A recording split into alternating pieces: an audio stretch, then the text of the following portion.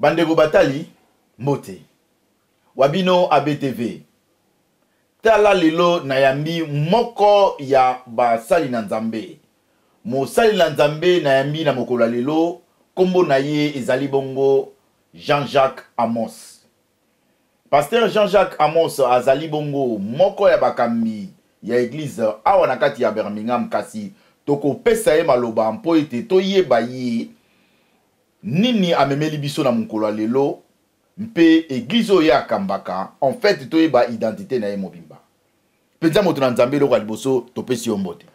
Mbote mingi na sepeli mingi lolenge oya mingai na zongisili pe yo mbote lokola na pesi pe mbote na balandi na biso Nzambe apambola biso apambola bae bazali kolanda biso na kombo na Yesu. Vraiment en tout cas merci beaucoup moto na nkolo kati bande kondenge bazolanda yo po ezali mbala liboso lelo ba landa yo na kati ya etando ike bongo ya ABTV. Est-ce que bande ko bakoki koyeba yo? Ndenga uti koloba kombo na nga ezali Jean-Jacques Amos na vandi pe kaka awa na Birmingham. Etonga ezali na mboka babengi Handsworth. Handsworth na pembeni ya bao baebi Handsworth pembeni ya magasin o ya leader. En tout cas. Alors kombo ya église nini oyo kambaka? Mpe ozali nani kuna? Nga nazali visionnaire ya église wana. Kombo ya église ezali église de la dernière moisson. Kombo wana ezali kolonde apesa kinga yango. Longo bana na message oyo ye apesa ngai. Po mutu soka azwi mbianga. So Nzambe abengi mutu azwi appel ndenge bato na lopoto balobi. Mutu wana fwaza na message. Songolo o Nzambe apesa kai.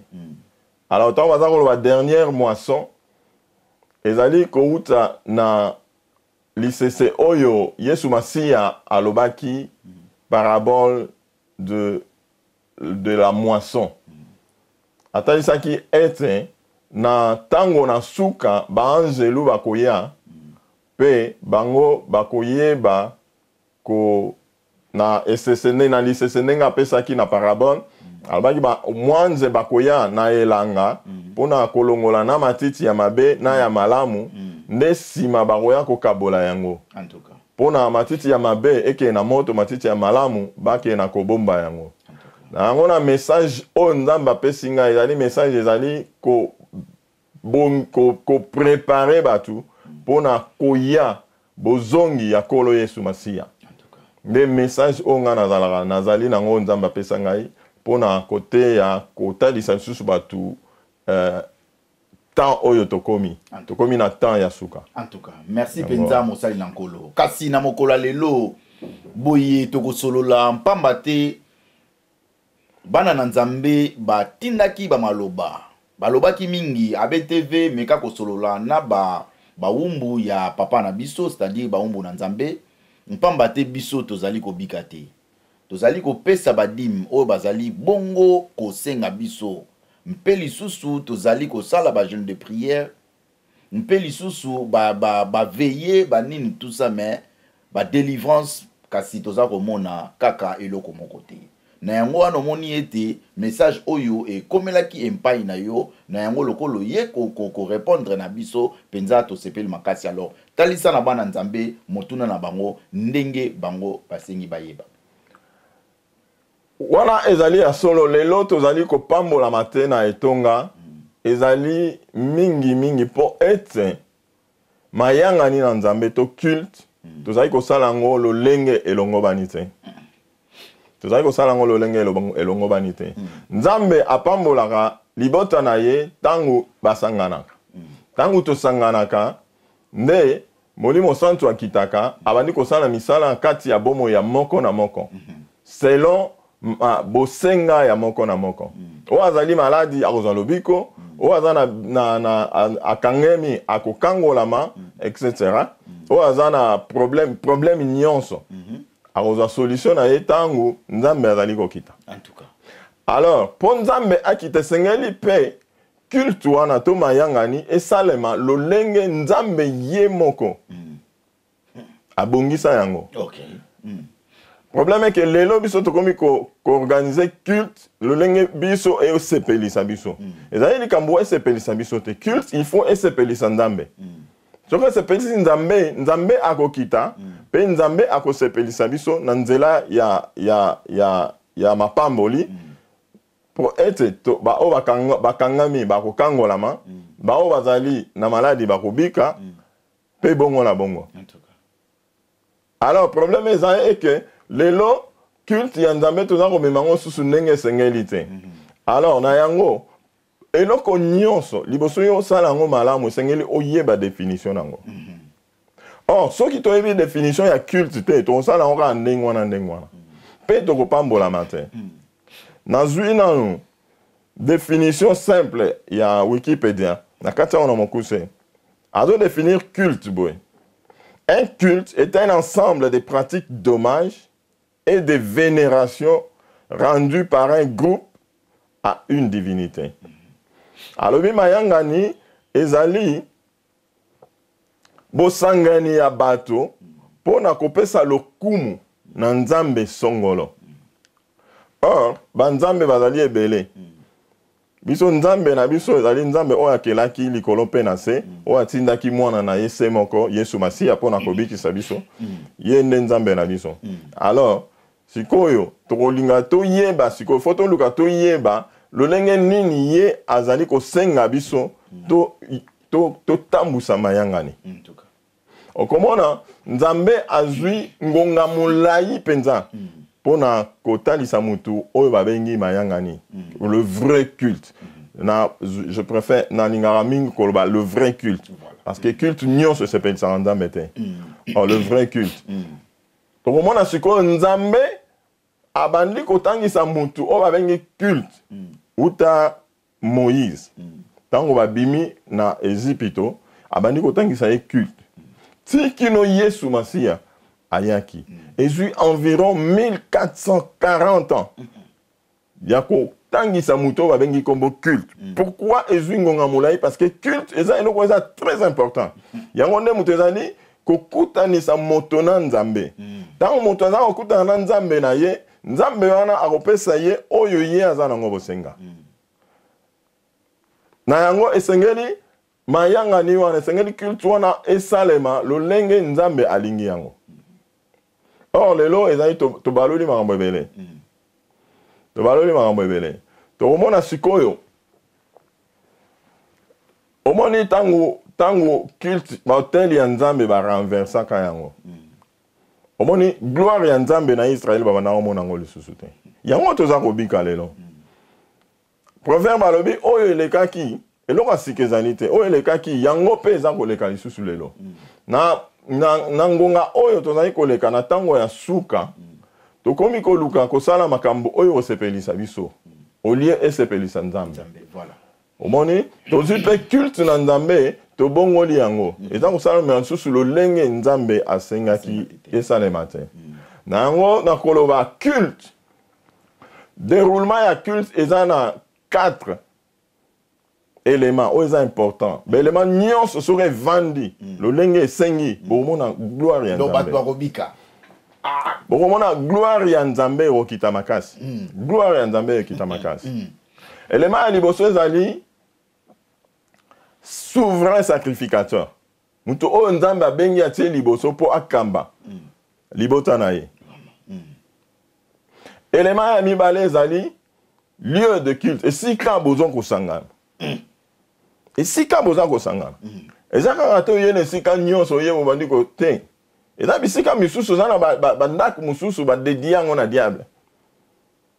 Eloko nyonso ya salite ya bosoto o ba dédié na diable Nzambe asimba yango ta akoki pe kokita wana te. To développer yango eloko ya misatu ezali batu oyo basangani libota na Nzambe. Ezali bango. Eloko ya mine nde sikoyo déroulement ya culte. Culte mayanga ne sengeli etambola lolenge nini. Alors soki to sangisi belema nyonso mine wana yango nde komona sikoyo Nzambe asepelaka pe Nzambe akokita. Nzambe aza Nzambe.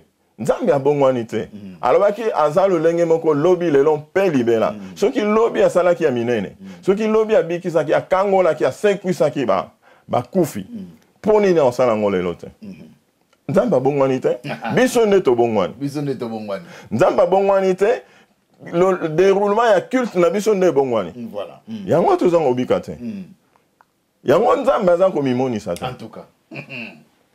yango moni na tango ya Eli tango renversaki botel c'est-à-dire culte ya nzambe bandaki koleka sur lolenge esengelaki te yango bamonaki lisusu loboko na nzambe te kino mokolo Eli azwaki courage ya koloba mpe aye a restaurer hôtel ya nzambe c'est-à-dire en d'autres termes a restaurer culte ya nzambe et le même jour bamoni kembo na nzambe bamoni kembo le même jour à l'instant même et awumisi même pas il suffisait kaka asangisa biloko nyonso wana oyo esengelaki nde kembo na nzambe ekiti yango nauti koloba soki belema nyonso mine oyo tokangisi yango malamu tokomona kembo na nzambe en tout cas kasi banda na moko pasa tolanda toyeba ndenge nini tokoki bongo kobikisama tobandaki liboso tolobaki nani motumbi mbeka na batumbi mbeka oyo babengi na lopoto sacrificateur na tango ya kala ezalaki na basacrificateur ezalaki mpe na souverain sacrificateur alors sikoyo na boyokani ya sika Biblia elobi na Apocalypse 5 elobi il a fait de nous un royaume de sacrificateurs c'est-à-dire biso nyonso tokomi batumbi mbeka c'est-à-dire ata na ndako na yo okoki kobuka mabolongo osambeli nzambe wana ekosenga kaka te ke okende na esika songolo te ata oza kokumba mutuka oza sacrificateur bon sikoyo oyo babengi souverain sacrificateur eza mutu oyo nzambe atiaki ye mpona azalaki likolo ya basacrificateur mosusu mpona kokamba bango ya bandaki kozwa message epuis aza kokommunike bango bayeba lolenge nini bakotambola alors yango moni ntango Yesu aye Bible eza koloba na Ephésiens chapitre 4 na verset 11 olobi il a fait des uns comme apôtres les autres comme prophètes évangélistes pasteurs et docteurs c'est-à-dire bato wana aponi bango mpona kotambwisa libota na ye alobi pour le perfectionnement de l'église corps de Christ kozomona alors tant tozoloba sikoyo motambwisi oyo aza liboso esengeli mutu wana eloko ya liboso azala abengami na nzambe parce que eza bato mosusu nzambe abengi bango te bamibengi bango moko soko mibengi yo moko nzambe akosala kati na yo te parce que ye abengi yo te akosala kati na yo te eloko ya liboso yango donc azala moto abengami na nzambe eloko ya mibale wana makomi moto elobi yango donc yo te moto elobi ngai te ngai pe te donc wana makomi bon tant Bible ezoloba il a fait des uns est-ce que va mitié c'est lui il a fait des uns comme apôtres les autres comme prophètes les autres comme évangélistes pasteur et docteur yem tatie bango et puis nombre wana yem tatie bango atie bango mitano yem tatie bango et puis Bible le dit pour l'édification de l'église corps de Christ en tout cas ozomona c'est-à-dire mutu ezali tant bozoki na etonga il faut eloko ya liboso faut assure mutu wana mokambi wana est-ce que nzambe mutabengi donc wana donc pasa totelema nano place wana totelema nano esika wana donc yango tozali komona bato ebele baza bango deya kobika te mpo déjà ekote wana déjà tocomprendre sikoyo tokoyeba ndenge nini ke oyo babengi ye oyo babengi ye te tokoyeba ndenge nini biso bana ya bato ya nzambe entre bino na bino peut-être basali na nkolo bino na bino boyebani mpe boyebanaka mais biso anga tokoyeba bango ndenge nini bilembo ezali merci bilembo ezali yesu alobaki eloko moko alobi voici les signes qui accompagneront ceux qui auront cru. À mon nom, ils chasseront les démons. À mon nom, ils imposeront les mains aux malades et les malades seront guéris. À mon nom, ils parleront des nouvelles langues. c'est-à-dire ne tonga place molimo santo azali ko sala ba makambo nyonso wana esengeli emonam voilà esengeli emonam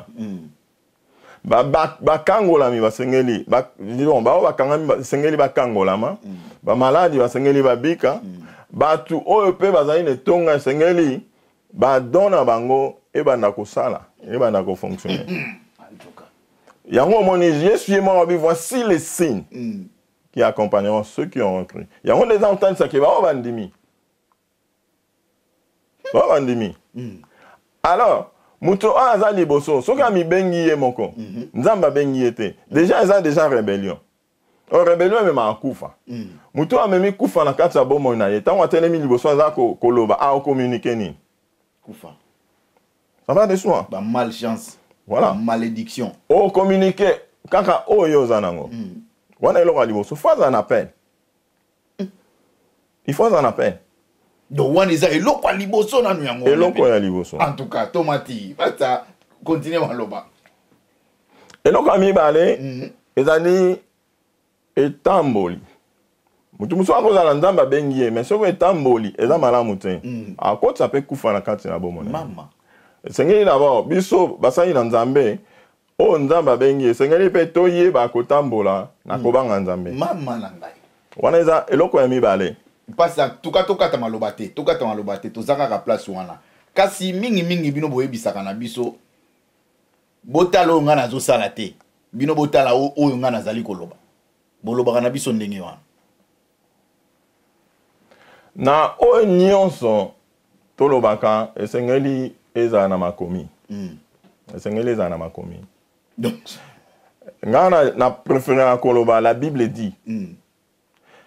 Apôtre Paul a lobby soyez mes imitateurs. Habite ke bosa a lobby oyo lobby onate. Abi bino bo me kolangai. Soyez mes imitateurs comme moi je le suis pour Christ. Bino bo me kolangai lo lengenga na ko me kola. Yesu Masia. C'est-à-dire parce que to benga mi poto za na image à Christ. Yango azotalisa bango ke ye aza déjà na image à Christ. So bango ba mekoli ye balandi oyo aza kosala ezana ti balandi Yesu Masia balandi image ya Yesu Masia. Et là on a mis ça tout ezali onction. Et là on a mis ça tout ezali onction. Mosaya nzambe esengeli azala na onction. Musana nzambe esengeli azala mutu na mabondeli. Donc déjà tant nzambe déjà a benga maki déjà pas nzambe donc nzambe déjà a pessier déjà ba don wana eza déjà na kati na ye. Ou comment? Tant nzambe a benga ga mutu apesa ka ebilo nyonso. Voilà. Azoko pesa ngo tango abengi yote. C'est-à-dire et puis azako benga yo tango ozana mokilité. Alors bien Jérémie avant que tu sois né. OK. J'étais déjà consacré. J'étais appelé. Avant que tu fusses formé dans le ventre de ta mère, je t'ai appelé. Et avant que tu sois né, je t'ai consacré prophète.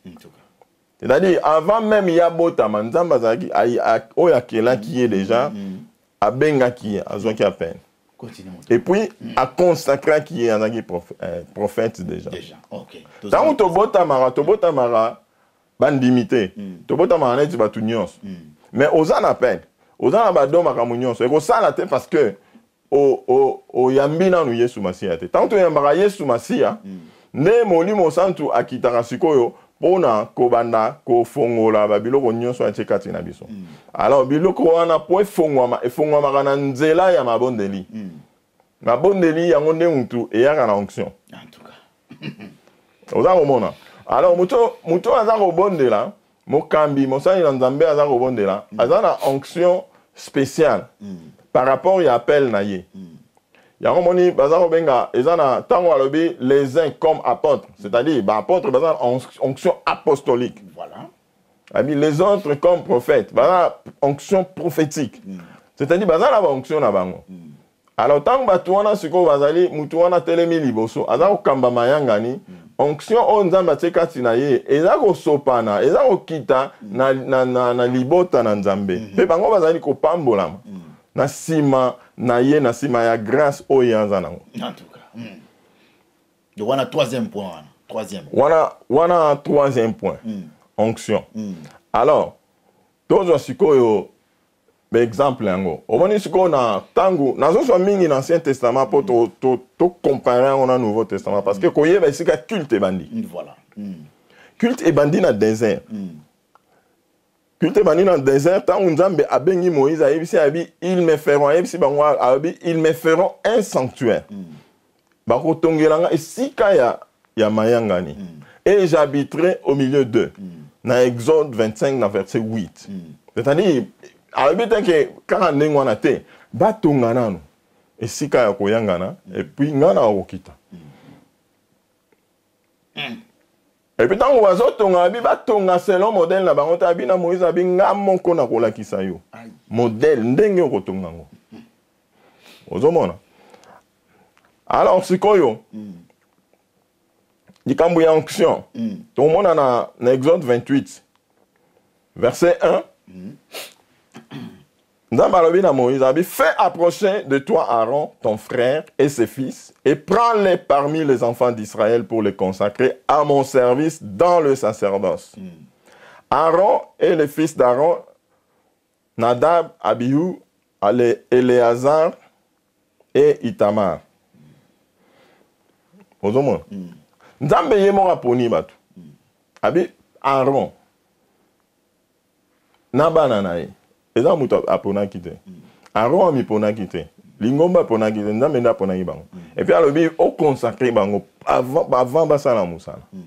Ozomona. Omona sikoyo na Jésus tango aza ko benga batu. Ba mi benga kite. Omona na Matthieu 4, na verset 18, Bible zoloba. Comme il marchait le long de la mer, il vit deux frères, Simon, appelé Pierre, et André, son frère, qui jetaient un filet dans la mer, car ils étaient pêcheurs. Il leur dit, suivez-moi, et je vous ferai pêcheurs d'hommes. Abibola nangai, non ça labino, balobi yabatu. C'est-à-dire, abengi bango, yemta bengi bango. Baeba ina bango makambo wana, te etalangi bango te. Bazai koloba bambisi na bango. Mais yesu abengi yo. Ozomona. Lelo, biso tokomi ko benga batu. Non, frère wana azaka malamu, frère wana azaka respect, botia ya bando kamba. Eka nzamba bengi ye. Yango zo kota kufa na lingomba. Bible lobi te ki aza mutu malamu, Bible lobi te ki aza na boitobo, Bible lobi oyo ye moko bengi. Moto na nzambe. Toloba makambo lolenge ezali. Omona batu o babibenga ki bakufa ki. So totali kaya nani ya Corée na Nombre chapitre 16. Bible lobi Corée atelemeli Moïse na Aaron. Abi bino mo la sanini. Biso nyoso toza ndenge moko. Ozomona. Donc ndenge koma lelo ngapi na zana eloko nzambe. Beaucoup mpe kolekisa. Omoni azui na batu mususu baye batelemeli Aaron na Moïse. Moïse bake balele pa nzambe, nzambe ayebisi bango alobi. Abi nazo frappe bango lelo. Abi boyi yebisa batu oyo baza pembeni na bango. Bolongwa pembeni ya batante na bango. Sinon te bango pe bakufa. Ozomona. Et nzambe aye ko frappe bango bakufi. Soki batu wana bazalaka pembeni na bango, bango pe banya bakufa. Ozomona. Yango eza lelo mutu amibengi akoti kufa na bomoi na ye. Bato bakolanda ye pe, bango pe bakufa na ye. Parce que yana liboso bino bolandi yo, boza komi koyoka oyo eza kobima kati na ye. Onction nini aopesa bino? Onction akufa. Aopesa kufa. Tomona susu mutu susu Uza. Uza David azo kotsa arche. Arche de l'Alliance, à côté on a cité de David. Bangombe babanayi komema charrette wana, batenga misi charrette, arche linge kwea. Uza aya simbia, wana moteya malamu. Po kwea te. Mais lokola azaki motumi mbeka te, azaki na droit ya kosimba ngote, nzamba bomie. Mais ça la wana moteya malamu. Nzambe basungaka ye te elobaka na moteya malamu na ina sunga nzambe po etonga esali boye te, abengi yo te. Il faut mutu abengami. Ozomona. Bon, ezali pe sikoyo na oyo na uti koloba onction sacerdotale. Voilà. Ozomona muto nzambe abengi apesaka ye onction spéciale. Apesaka ye onction spéciale. Yango moni nzambe tango abengi Aaron, si Moïse a dit tu feras à Aaron dans Exode 28 chapitre verset 2 à 3. Tu feras à Aaron ton frère des vêtements sacrés pour marquer sa dignité et pour lui servir de parure. Dans verset 3 à l'objet, tu parleras à tous ceux qui sont habiles, à qui j'ai donné un esprit plein d'intelligence, et ils feront les vêtements d'Aaron, afin qu'ils soient consacrés et qu'ils exercent dans mon ministère. C'est-à-dire, avant même à travailler, il faut balatisaye bilambana. Or, vêtements sacerdotaux, bilambana wana ikolata, eza elaksinini. Namokona lelo, ezali onction. Onction, à cause d'une onction prophétique, onction pastorale ou onction apostolique, il faut ça nango. Yango ndeko protéger. Ozomona, yango ndeko protéger. Yango moni tango yesu aye, oto uti koloba, ye moko abengi abi, il a fait des uns. C'est-à-dire tango abengi, malamo apesi bango onction. Apesi bango onction wana. Sikoyo motuna otaye kotuna. Otuni tongoye bandenge nini. Il faut qu'on mesure. Il faut qu'on mesure bato. Donc biso bana nzambe donc tozana droit wana ya ko mesurer. Il faut qu'on mesure.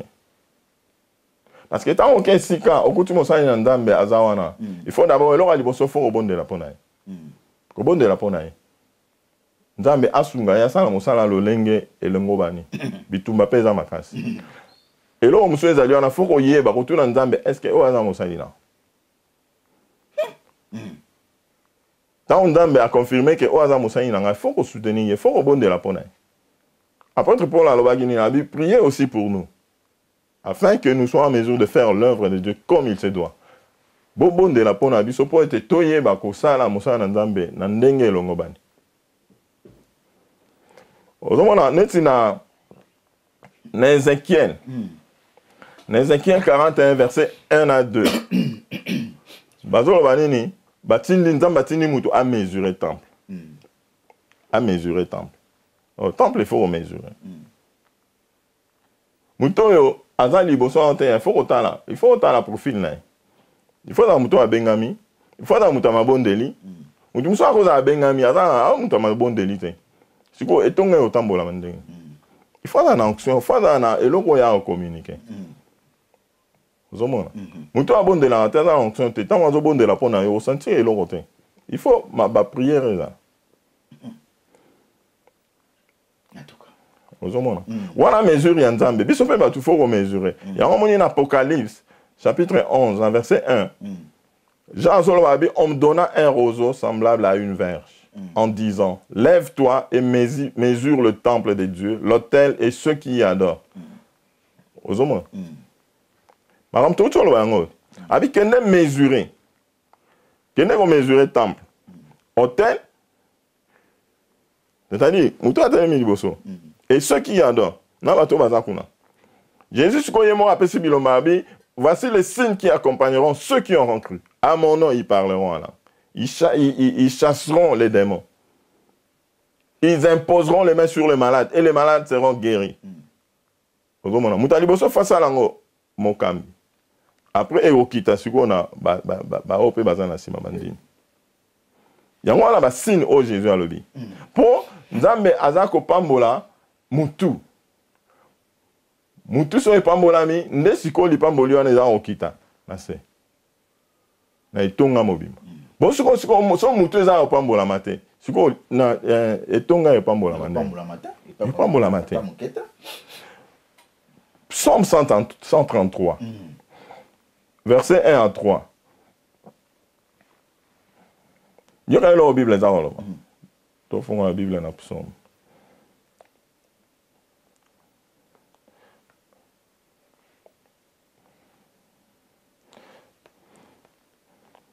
Psaume 133.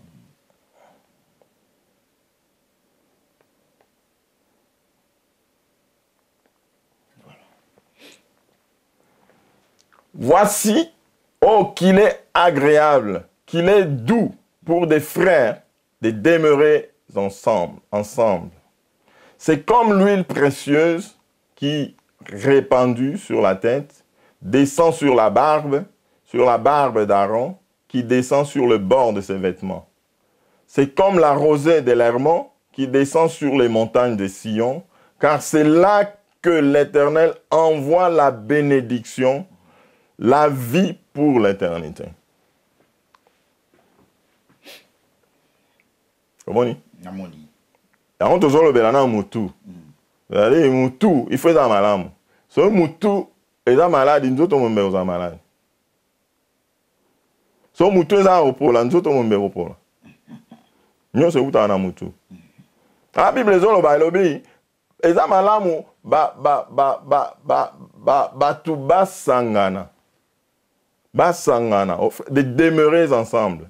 C'est comme l'huile précieuse qui, répandue, tant qu'on va dire sangana, nzambe aza okitisa onction wana, aza okitisa la bénédiction na mutu ya oyo mokambi. Après so ekiti na mutu na ye, ekiti na robe nde yango lisanga. Yango mona batu nyonso bakopambolama. Soki tosali makambo lolenge nzambe azali kosengela biso. En tout cas, yami baleo. Bon, eloko ami bale tolobi sikoyo.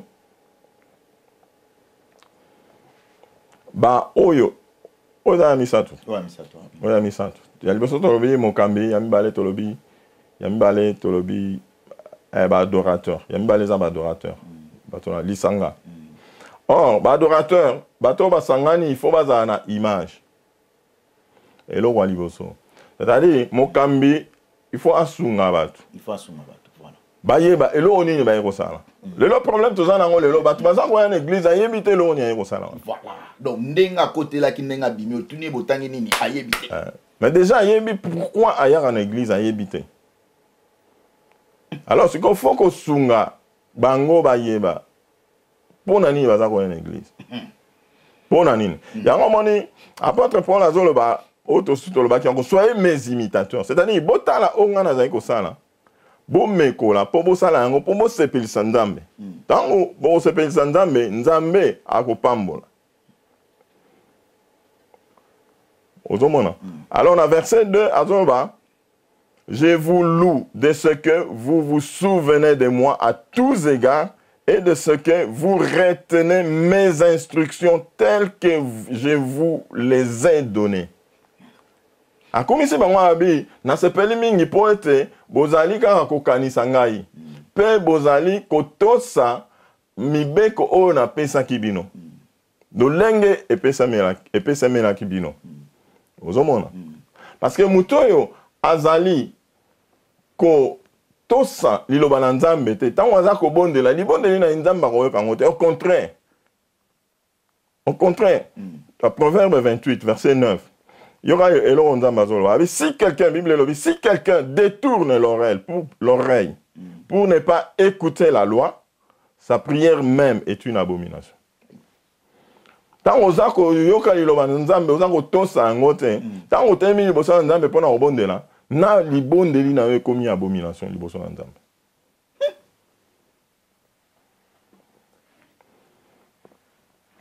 Et là kami santo zali lieu de culte, esika tozo sangana.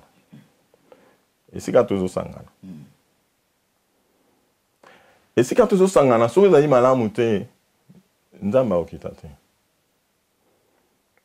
Nzambe okita te. Yango moni, tangu aebisi Moïse, aebisi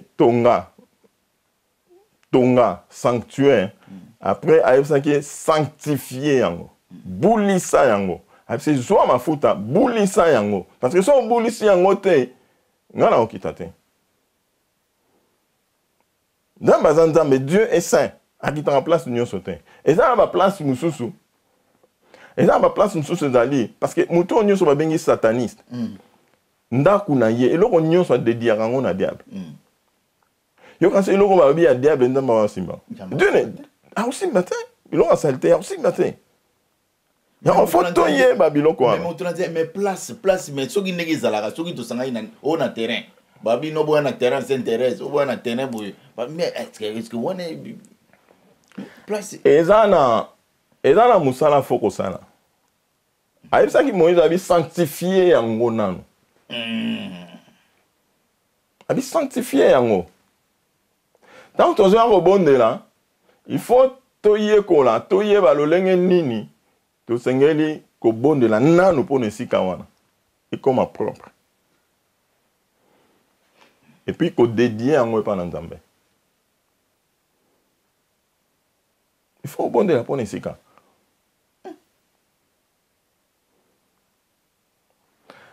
nazalaka na Norvège nani couple moko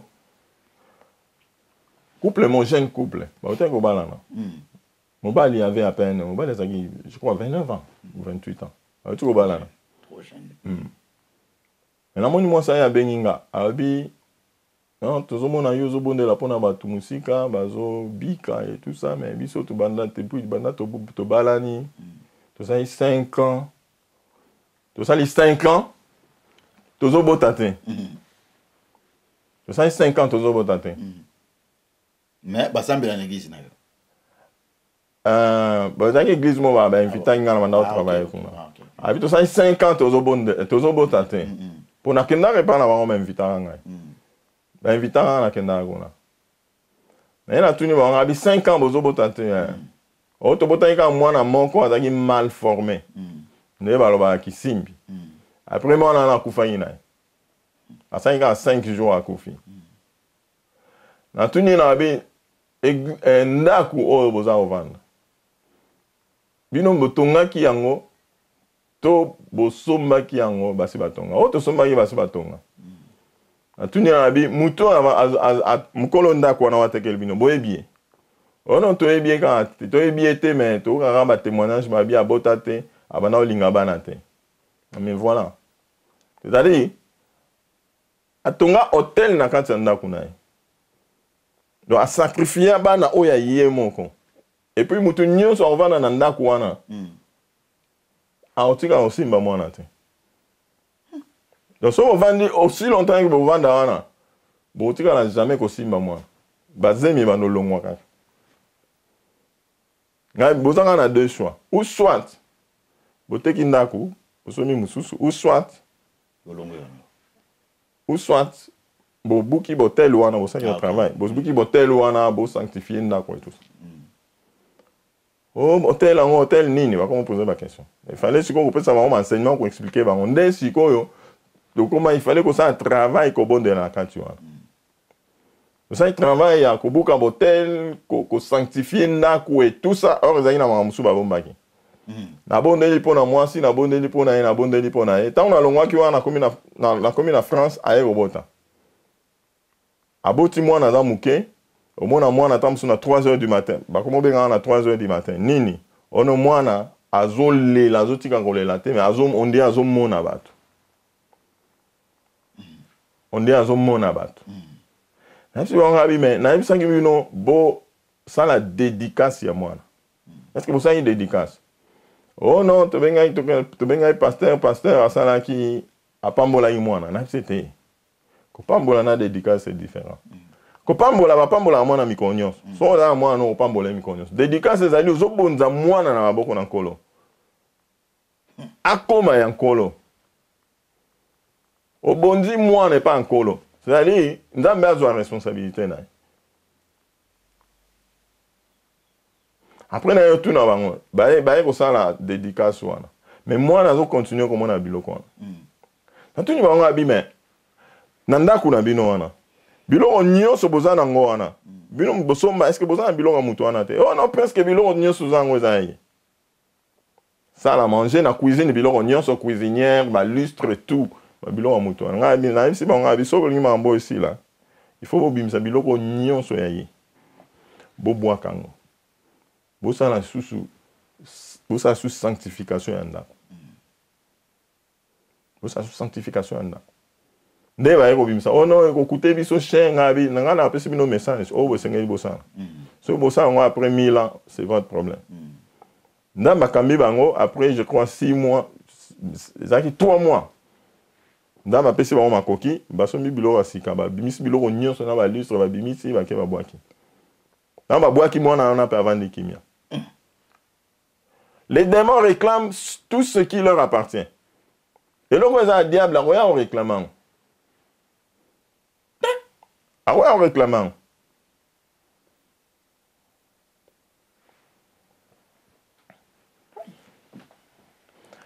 Pierre, avant d'aller à Jésus.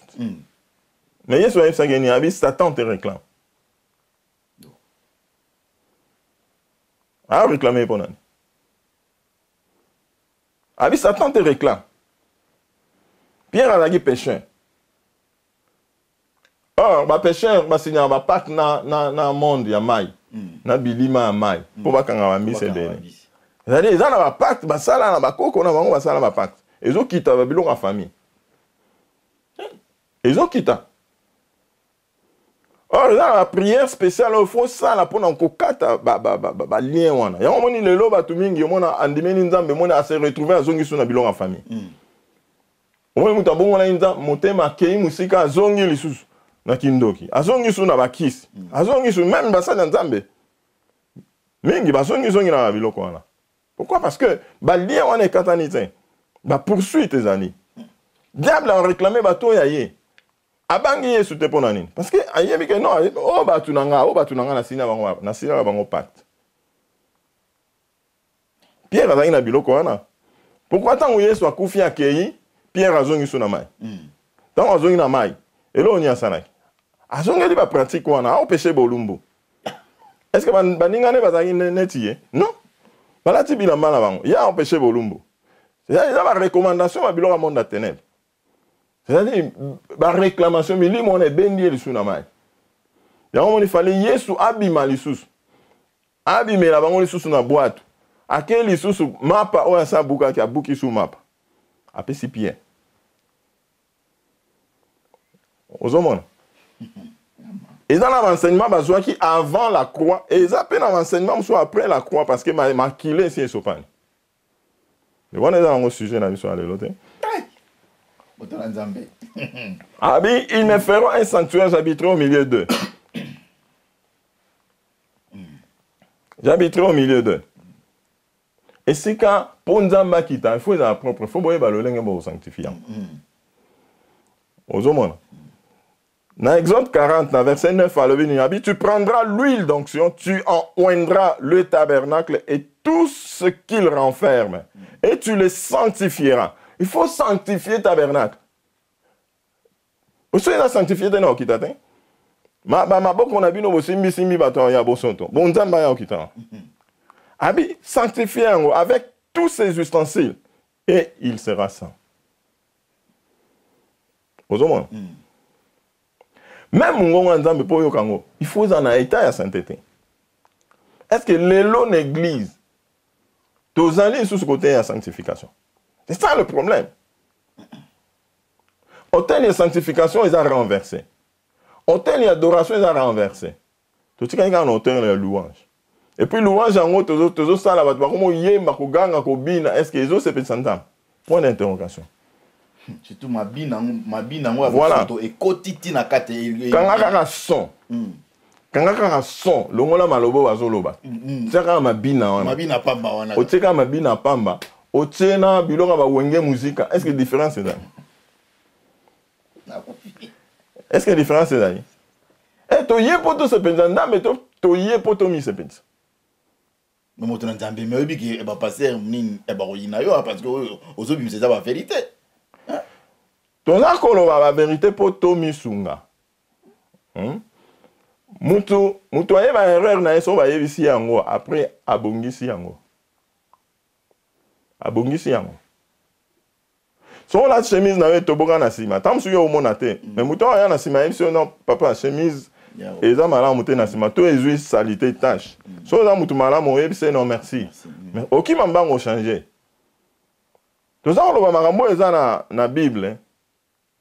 Po to yeba ko bongisa po ete nzambe apambola biso lisusu ata ba bilamba mabe na kata ba église na ebité mais un Pierre alobi abi il faut abi les femmes doivent s'habiller décemment doivent s'habiller décemment. Tant à insister à la femme, pourquoi? Derrière, il y a l'esprit de séduction. Il y a l'esprit de convoitise. Pour éviter qu'on fonde la porte, dans la milimo. Abi basi balata na lolenge et longobani. Baza na bozito. Baza na bozito.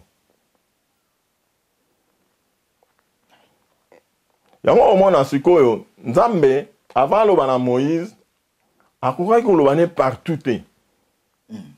Abendiye ti na Horeb. Horeb babenga ngo ngomba ya Nzambe. Terre sainte, place Nzamba bana rokita parce que yemo va sanctifier ngisi kawana. Ozomona, Dieu ne descend pas partout. Nzamba kita place à saleté. Alors pendant que sur la naba tu amana okitaka na ngomba na Horeb, yemo va sanctifier ngomba. Exode chapitre 3, dans verset 1 à l'obé, Bible dit Moïse faisait paître le troupeau de Jéthro, son beau-père, sacrificateur de Madian. Il amena le troupeau derrière le désert et vint à la montagne de Dieu à Horeb. Nzambe a sanctifié ngomba. Dans verset 2, la Bible dit l'ange de l'Éternel lui apparut dans une flamme de feu au milieu d'un buisson. Moïse regarda et voici le buisson était tout en feu et le buisson ne se consumait point. Verset 3. Moïse dit, je vais me détourner pour voir quelle est cette grande vision et pourquoi le buisson ne se consume point. Verset 4. L'Éternel vit qu'il se détournait pour voir et Dieu l'appela du milieu du buisson et dit, Moïse, Moïse. Et il répondit, mais voici. Dieu dit, n'approche pas d'ici. Ôte tes souliers de tes pieds, car le lieu sur lequel tu te tiens est une terre sainte. Abilongola sapa tunayo. C'est-à-dire, tout belana masumuna avant pour ça na. Les que ne to comme mona batule lo avant que ça me vraiment longa ba sapa tout et ça mauvaise interprétation il y a les lobanzam. C'est-à-dire tout belana masumuna yo parce que quand on est na place ngana za na kitarate. Na masumu. Moïse a tout béni masumu na ye. Nesima ayeyoki mungongo na Nzambe. Nzambe ayi kolobela. Nzambe ayi kolobela. Tala siko conséquence ya ba bisika to sambela. Namona ba matonga betonga mususu baza ko sambela. Na ba bar, na ba bistrot. Na bien église en France, na côté. C'est-à-dire, tant qu'on va ton dimanche, samedi. Place où on a bar. Bar. Yebani. Tu vas robina ti. Tant qu'on va na tongo, musubazokuta ba verre pasuki, ba makila, ba zoki, ba bitumba. Après bino wera bo panguisa le boye alléluia, alléluia. Est-ce que Nzamba ça? Pour Nzamba qui t'a placé, il faut bosser le travail. Élie, t'as comme qui m'a Jézabel. Dans le roi, Elo Salamaki. Il s'éleva, 1 roi chapitre 19, versets 8 à 13. Il s'éleva, mangea et but, et avec la force que lui donna cette nourriture, il marcha 40 jours et 40 nuits jusqu'à la montagne de Dieu à Horeb. C'est-à-dire, il fallait qu'il y ait il a marché pendant 40 nuits, 40 jours. Pourquoi il a besoin de l'île. Il y a des démarches qui font ça. Il y a des sacrifices qui font ça. Il y a des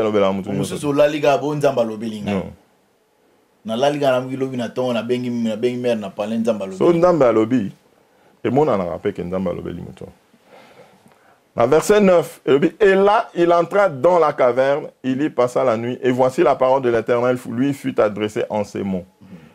Que fais-tu ici, Élie? Il est assis à hier, comme il a ngomba nzambe, place nzamba kitaka. Olia souka wana point sur la nzambe, à que côté la caverne. Place milimo mabeza la caverne et tout ça, à côté la caverne. Nzamba ya tunia bi mais ozo sala nini awa.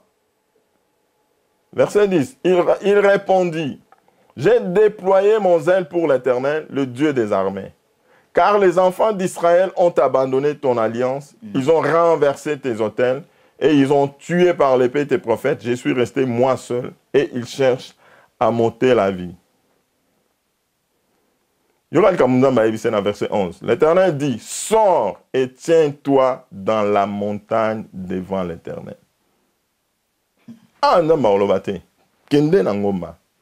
Et voici l'Éternel passa. C'est-à-dire, pourquoi on a un message,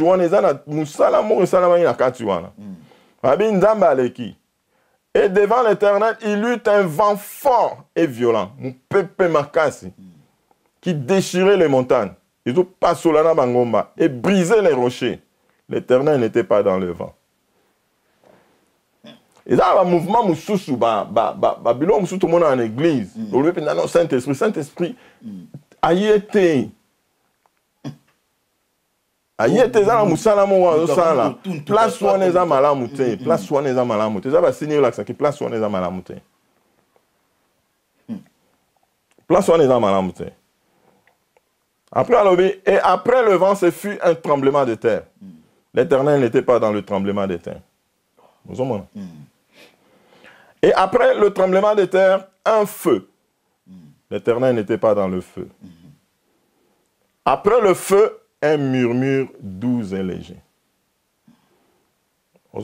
Juste quand pour Nzambe a solo la naye, c'est-à-dire Nzambe fallait ça un travail mon coin. C'est-à-dire ange il fallait ya déloger démon bazana ki wana.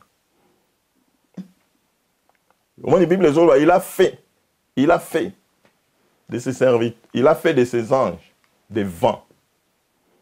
Il fallait déloger mili mon bazana ki wana. Tant déloger il fallait qu'on atteigne la moto pour purifier ces kawa. Vous avez un bitumbat. Pour purifier ces kawa parce que yo somon roi azokenda qui est place à santé.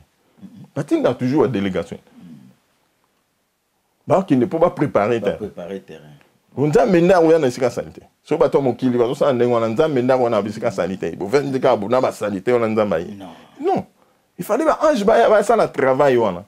Tant on monte yé et purifier ces kawana. Ozomona. Et Bible lobby l'Éternel n'était pas dans le feu. Parce que feu, il y a purification. Et après le feu, dans nos places, c'est comme il propre. La Bible le dit, après le feu, un murmure doux et léger. Alors, il y a kimia. Quand Élie l'entendit, il s'enveloppa le visage de son manteau, il sortit et s'éteint à l'entrée de la caverne. Et voici une voix lui fit entendre ces paroles. Que fais-tu ici, Élie? Il fallait zonga ce qu'on a ngoma. Zonga na ngoma. Place ndamba kita. C'est-à-dire, place tozo sambela, il faut te yeba le lengeni to sengena rebonde la pour sanctifier si kaona. Avant ndamba kita. Il faut rebondir. Boye bosambeli bokeyi boye vite so makambo basika ko sana sima soki bosotonine basali wana bat musu baye basali même invocation na bango diabolique basali ba mamuna bango salité après boye ka bobeleli alléluia kolo Yesu yaka yendi Yesu ba ye wana. Non mais on se moque pas de Dieu. On se moque pas de Dieu. Yango ngai ba place nyonso na luka mpona ko sambela na luka ka place eza na fongola. Ça ils ont la fongola que oye fongoli uzaka yo mona parce que pour ça la sanctification il y a ça au ça les dédicaces il y a ça j'ai que place matubaye ba l'équipe après bino pe boye wa so boye c'est bien bozo ta moulayi bo ça la travail il y a un moment avec l'église monsieur aller mona ba ko ça l'adoration et ko wumela po boyo kata moi présence ya Nzambe il faut pende wumela so wumeli mingi nde ko ka moi ba signe. Parce qu'il faut travailler en salam. Nzambe azana la posa kita. Ne place les gens salité. Il faut musalam en salam. Et puis point à mine, ils ont déroulement à culte. Voilà. Le lengeni culte et c'est salam.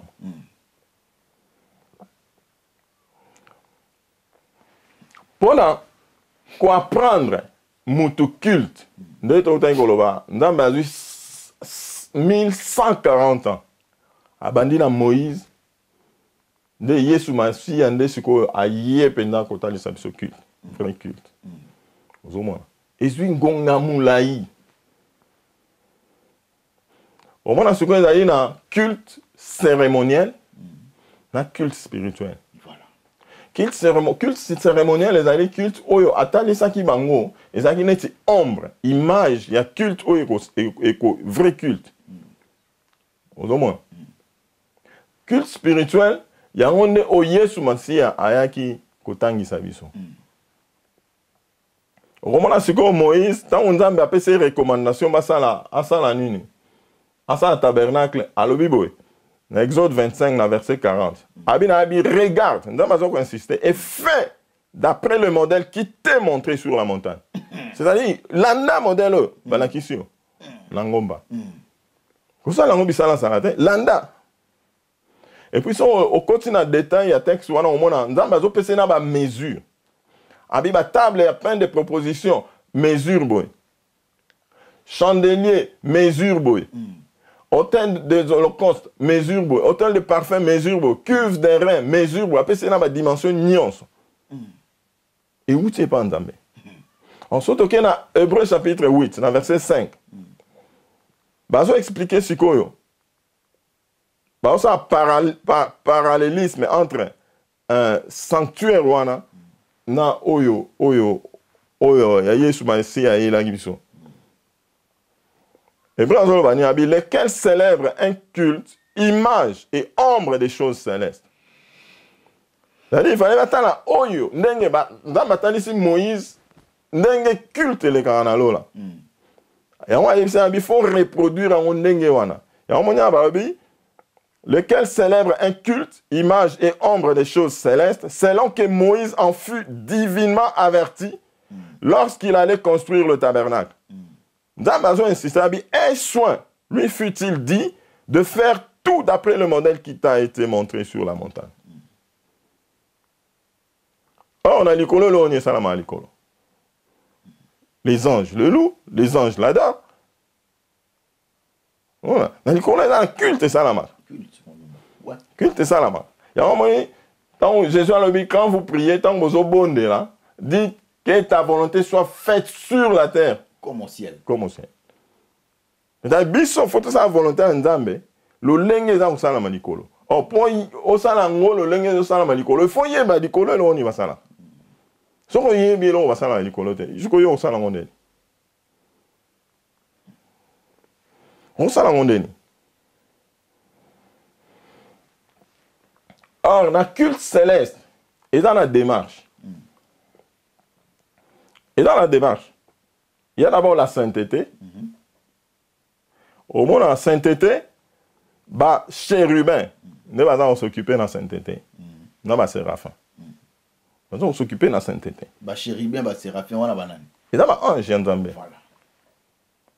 Bah, chérubin, il y a bah, ange, oh, bah, ça, qu'on veille. Qu'on va vendre sa sainteté, qu'on veille sur la sainteté de Dieu. Il y a un moment où Adam et Ève va pécher. Bah oui, bah qui va on libana jardin matie ba chérubin na ba épée. C'est-à-dire pour ce truc qu'on t'attend en. Aux moins. En son total sikoyo. Psaume 99. Psaume 99 verset 1. Bible dit l'Éternel règne. Le peuple tremble. Il est assis sur les chérubins. La terre chancelle. Ndambe avant il kolo ya ba chérubin, il kolo ya ba ange wana. Parce que ba ngonde mutu ba vandi sa sainteté en Nzambe. Ba ngonde ba vandi sa sainteté en Nzambe. Au mona sikoyo, ba séraphin sikoyo musana na bango zali ko proclamer sainteté en Nzambe et ko protéger. So de dans Ésaïe chapitre 6. Donc, on est dans verset 1. Bible dit, l'année de la mort du roi Osias, je vis le Seigneur assis sur un trône très élevé, et le pan de sa robe remplissait le temple. Verset 2. Des séraphins se tenaient au-dessus de lui. C'est-à-dire, les chérubins, avant de naître, les séraphins vont te mettre likolo.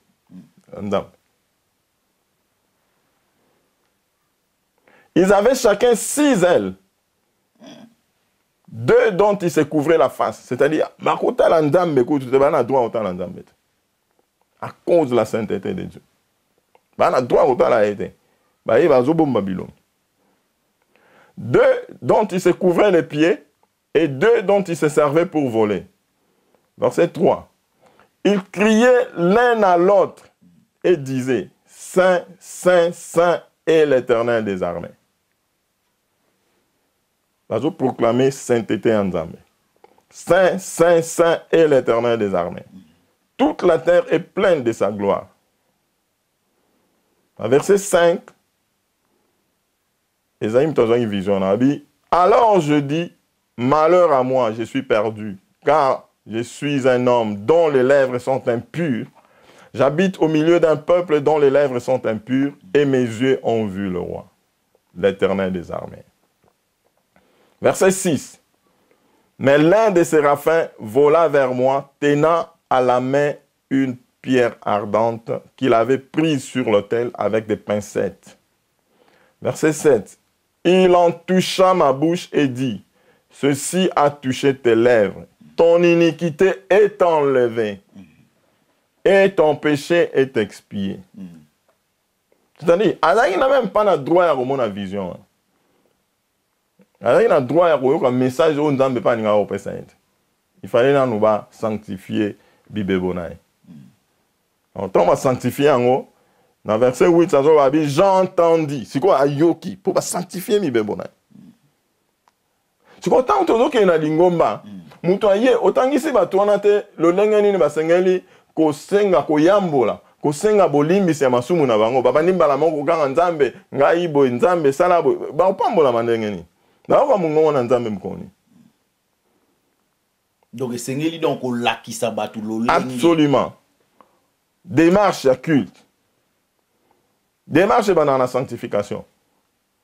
Et bongo ko sambela ndenge zalaka, est-ce que soki na kata begli to sambeli mongongo na seto na se ya motema parfois ko nzamba o kata ne église zaka go ya zo ganga go na ebité est-ce que ezali pelo ko sepelisaka nzambe ou bien kopo ngana zoyoka oyo zo senga yepe kuna zoyoko azo senga to bandi ko ganga ta pe susu bakawana yote so nzambe azanzambe nzambe avant même au senga ya yebi eloko za ngo senga mais il faut senga voilà nzambe so gangi azango yoka azana mato ya bomoto te po e déranger nzambe so o sengi na kati ya motema na yo akoyoka lolenge nyonso ko senga akoyoka po ayebi même makanisi na yo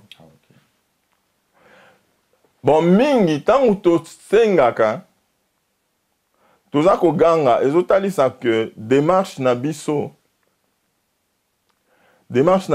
ezana na nzela parce que muto a commis déjà koyoka mungo na nzambe muto a commis a développé déjà intuition na ye azasuna besoin ganga te parce que dans mingi tant mususu muto bon ezo dépendre pe na mutu na mutu batu mususu ba mesana ka ko bimisa mais ezali na ba prière to sana ka za prière mususu sana ka ba prière d'ensemble ba to bon de la pona boy bon tangu ko bimisa ngongo za malamu eza mabete po tangu mutu yo za ko bondela so ngana yeba ki lolenge ya ko bondela te na mando yo ka libonde ni na esunganga eza ko édifier nga mais mabende ne to koma ko ganga batu mususu ba koma ko ganga so ko ganga ezo déconcentrer muninga c'est que moyen abonde les attaques comme ko yoka makambo yo zolo ba comme ko déranger. J'entendis la voix du Seigneur disant, qui enverrai-je? Et là, il y a une sanctification de nous permettre de ayoka mungo na nzambe parce que nzambe akoloba na mutu te yango moni avant loba na Moïse ayib se longola na avant na auto solo abi longola na sapatu na c'est-à-dire bolimbi sa masumu c'est ça le processus il y a culte banda na pardon confession il y a péché après to kota na louange après louange il faut kota na adoration mais le problème est que mingi baza bayebi différence entre louange na adoration.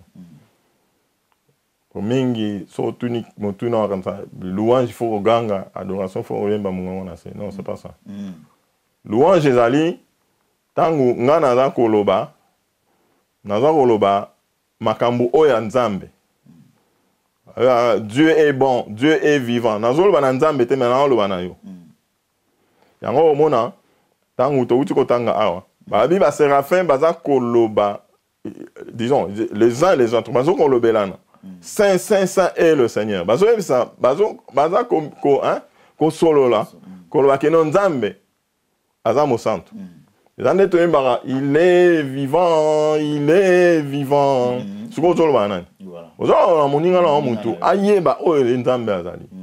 C'est ça ce qu'on appelle la louange. Toujours louer Nzambe. Toujours komi lobela o Nzambe azali. Mais adoration ezali sikotangu tangu mutu akotanga ye moko akomi kosola na Nzambe. C'est ça l'adoration. Okomo loba on Nzambe, Dieu tu es bon. Nzambe oza monene. Nzambe oza malamu. Ozolo on Nzambe directement, c'est-à-dire discours direct. Yangonde abenga adoration. Au mona sikona likolo makambo elekaka yango wana. Ba na louange après omoni ton tango après ba misusu ba koti sikona adoration. Ba komi siko kolobela Nzambe oyi azali.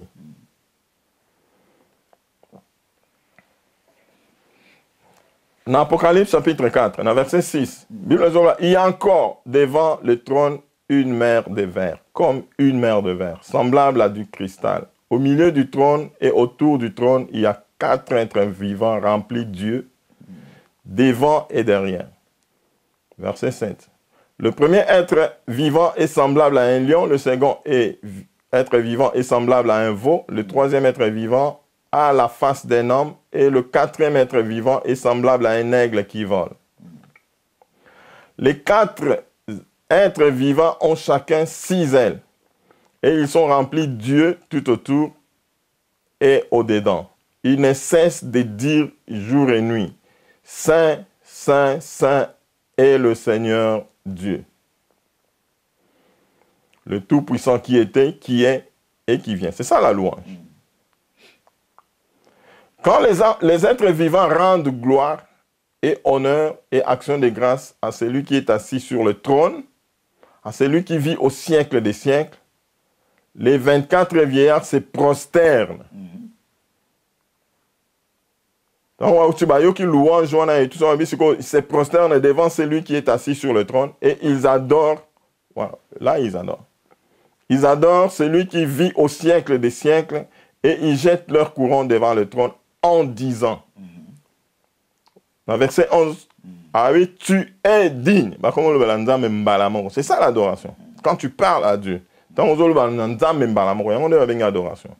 tu es digne, notre Seigneur et notre Dieu, de recevoir la gloire et l'honneur et la puissance, car tu as créé toutes choses, et c'est par ta volonté qu'elles existent et qu'elles ont été créées.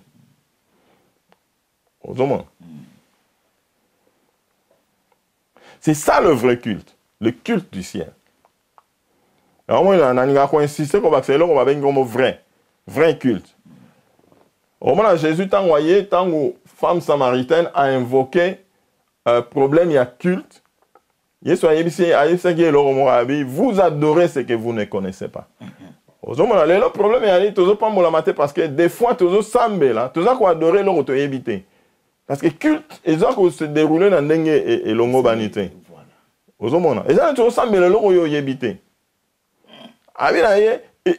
adorez. Tout en Jean chapitre 4, verset 21 à 23.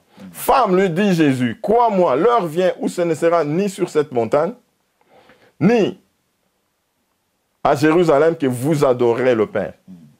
En verset 22, vous adorez ce que vous ne connaissez pas. Nous adorons ce que nous connaissons, car le salut vient des Juifs.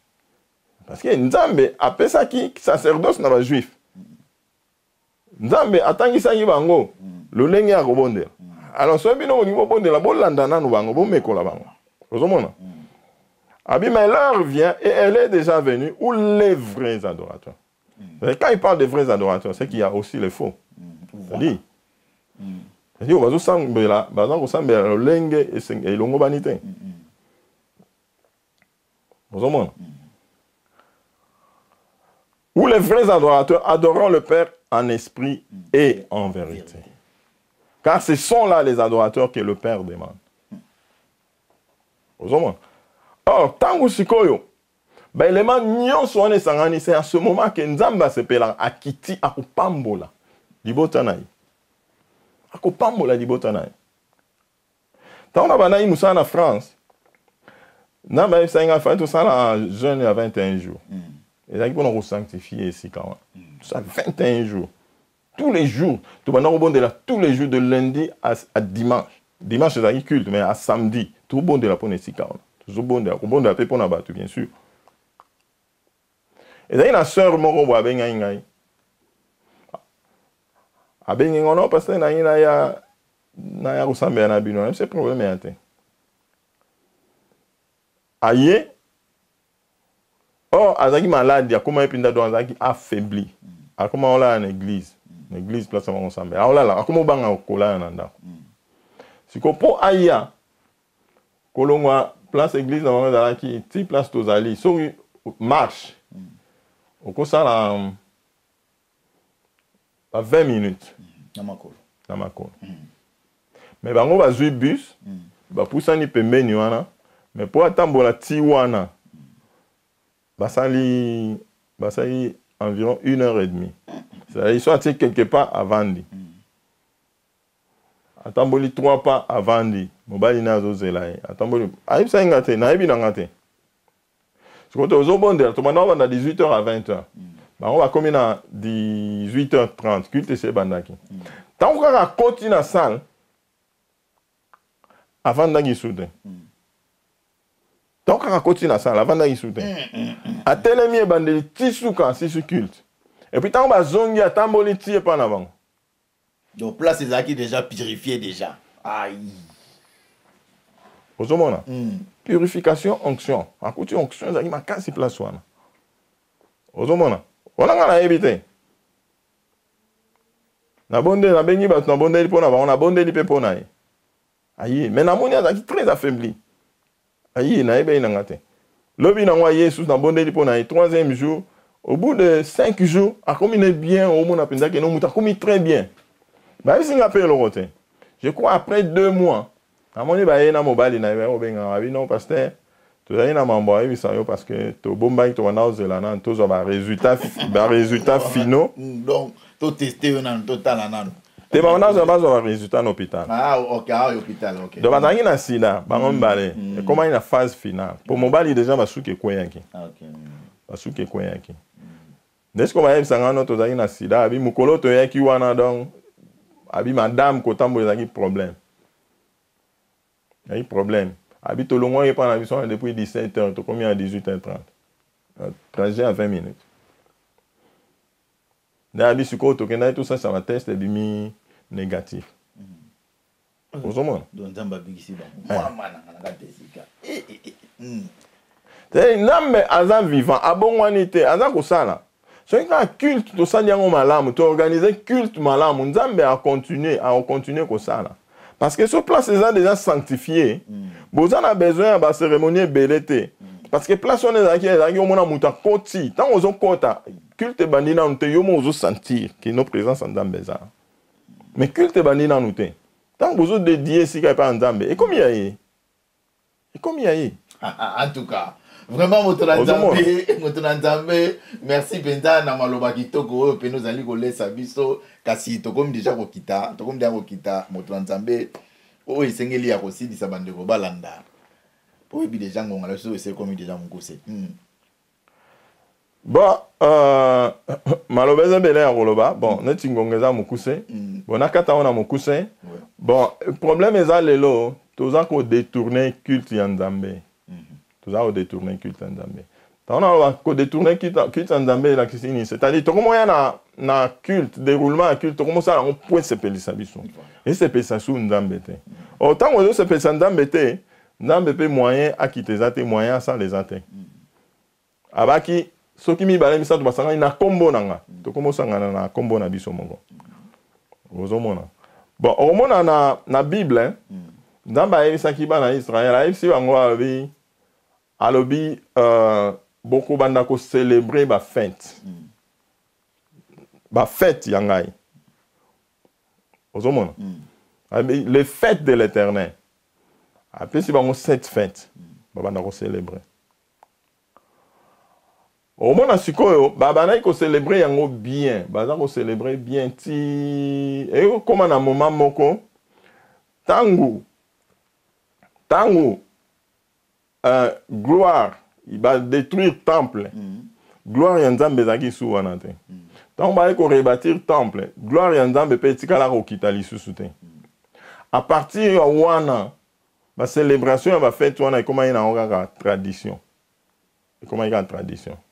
So boza ko sanga na place ezake, soki nzamba za okita susu te bozonga kati na bino boyeba pona nini to mona su loboko na nzambe te ti boluka susu nzambe molimo santu abanda kokita po bokoba na ye parce que sobo continuer ndenge wana etikali ka ba dogme etikali ka tradition eloko moko ezala su te makambo nyonso bo détourner culte ya nzambe komi ya bino totala sikoyo na nini na Jean chapitre 7 verset 1 à 2. Après cela, Jésus parcourait la Galilée, car il ne voulait pas séjourner en Judée parce que les Juifs cherchaient à le faire mourir. Dans verset 2, or, la fête des Juifs, la fête des tabernacles était proche. Ça, c'est un embêtant. Pendant que on fête de l'Éternel, mais comment on fête des Juifs? Et ça, c'est un embêtant. Et combien il y a de Juifs? Ne pas les calés. Ba culte na biso eza su culte ya nzambe te e komi culte na biso mongo to komo sa ngolo lenge esepelisa biso lo lenge esepelisa biso habite mambo lo baza eza na nebele bon ngonga eza muke parce que to zape ko mona mingi moi pe moi conseil moko pe ko senga opesa rapidement ezali ba remarque to sali na église mususu mona na église mususu ba sala ba groupe o mona groupe oyo basololaka te na ba oyo asololaka na oyo na mama pasteur oyo asololaka na oyo donc boyokani eza malamu te na kati église wana batu baswanaka na église et tozomona pe tanto mokambi aza pe na liloba moko pe te ya koloba batu bayaka église soki baye ndenge pe kaka bazongelaka nayebi te en plus l'église mosusu pe toza komona heure fixe ezalité. Bakoloba to sambelaka 15h. Tantôt mugonsu ba robanda 16h, mugonsu ba bandi soki 18h. Mususu ba sambe heure donc ba heure peza pe ko déranger. Na yebite soki pe wana susu ezali moko pe susu oyo ezali suko chamo kokoso na kati ya kozanga mapamboli. Na yebite soki mo conseil ezali na bana ya nzambe. Mpe lisusu na ba orchestre oyo ebetaka na ba église na biso. Mabina tolobi trop c'est trop. Ce qui sous moi conseil à couper ces alliés, on couper ça rapidement dans moins 3 minutes possible. OK, merci mingi. Ya liboso na koloba na église des alliés esika ya conflit ya kokangela na kanda te. Jésus a dit aimez-vous les uns les autres. Comme je vous ai aimé. Abi bolingana, yango nde otali sake bozali bana na nzambe. Bozali bana na nzambe. Et puis, avec ça, mususu alobi, tango ozango kende kopesa mbeka na yo. Tango o se rappeler que ozana problème nan de kona yo abitika mbeka na. Kende na nu bongisa nan de kona yo après ya kopesa mbeka. C'est-à-dire tango tozana bakanda, tozana bakoyina na, tango tozwa liboso na nzambe. C'est-à-dire libonde ina biso nzamba ko yo kangote. Nzamba koki ko yo kangote. Na oyo etali ngonga et ça problème il y a respect. Il faut tout un respect dans Nzambe wana parce que programme ya prière tozwa on Nzambe na batute.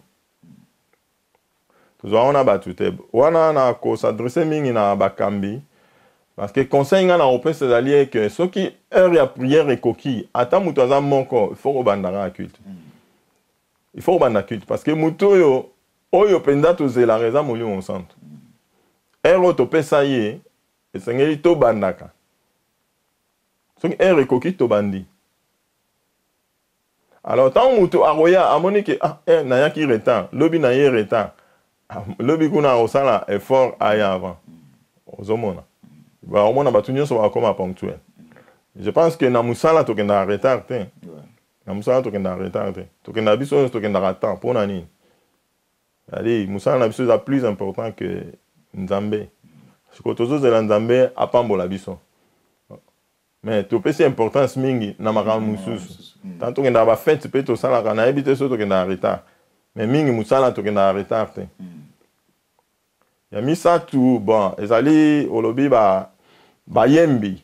Bon, je pense que ba yembi za na responsabilité ya bakambi parce que ba yembi okozwa bango pe kaka ndenge wana te. Lelo na moni na ba mangoma mususu mona neti ba yembi nde bakomi ko kamba na pasteur. Yango za malamu te.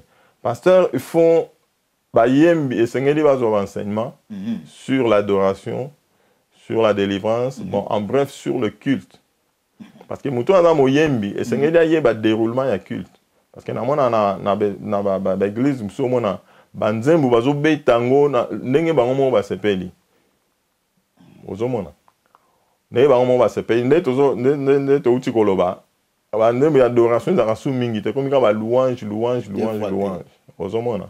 Bon wana to koko oloba ngo susu mbala sima so Nzambe apesi biso lisusu bomoi. En tout cas na osenga nde basai na Nzambe ba vandisa ba yembi ba apprendre bango ezali culte, démarche ya culte parce que na démarche ya culte ba il y a déroulement culte ba yembi baza impliqué et puis na modérateur peut foyer ba lolenge ni na kotambwisa culte pour culter les camarades. En tout cas Penza, merci beaucoup Mosali na Nzambe. Penza, merci Maman Nabiso Christelle Mobutu.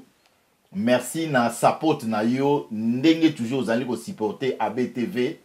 Mpote Mosali ta musama malamu. Tala to yambaki pasteur Nabiso Jean-Jacques Amos Penza pasteur o lesi biso pena liloba oyo. Ya tant oyo pena tozali na yango Penza besoin makasi mpote to kangolama. En tout cas, merci beaucoup, Motola Nzambe, kasi na kosepela.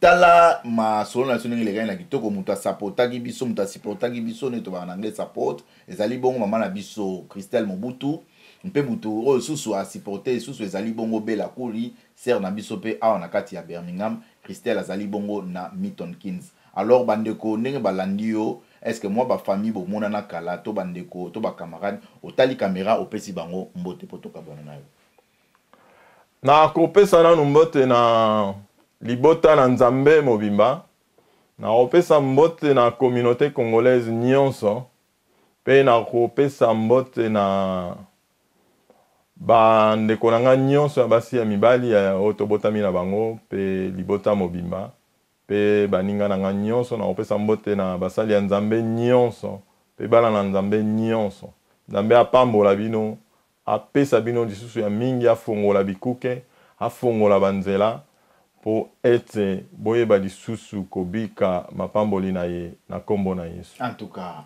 merci beaucoup Motola Nzambe ABTV pe abosanite ko pesa mbote bongo na bandeko oyo nyonso tu bozali ko supporter ABTV pe o bozali ko landa mingi ABTV bandeko mpe libota mobimba ya ABTV na pesi bino mbote na bosani pete collègue na ngai ya musala oyo tozo ko travailler na ye ezali bongo Kerdeline Longelo na pesi yo bambote mingi mpe baninga nyonso oyo bapesaka support na musala oyo tozali kosala.